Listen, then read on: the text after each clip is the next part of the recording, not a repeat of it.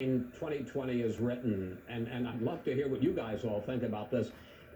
You know, we sort of forget it, but Joe Biden was in terrible shape. He finished fourth or fifth as the front runner in Iowa. He did terribly in New Hampshire, badly in Nevada, and he was really on a, struggling, holding on by his fingernails when he got to South Carolina.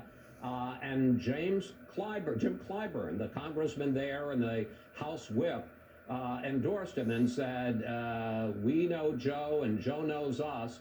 And he swept to a huge victory in South Carolina. But it was just one primary in a state that Democrats knew they weren't going to win anyway in the presidential election. And it's somehow between then, as I remember, that was a Saturday, and the next Tuesday was Super Tuesday. And in those 3 days, everything changed. And suddenly, Buttigieg dropped out, and Warren dropped out, and Klobuchar dropped out.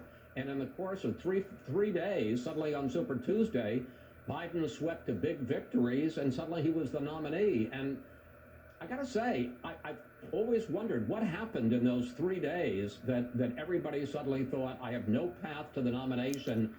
A lot of them with more delegates at that point than Joe Biden, and suddenly he was, within about a week, the presumptive nominee of the Democratic Party. I agree. The party rallied around him. I was in a basement in a speech for Joe Biden in New Hampshire. There were 20 people in there. He had teleprompters. I think 10 of us were reporters. And it was really, really dismal in New Hampshire. Remember, he left to go to South Carolina. Let's quickly get to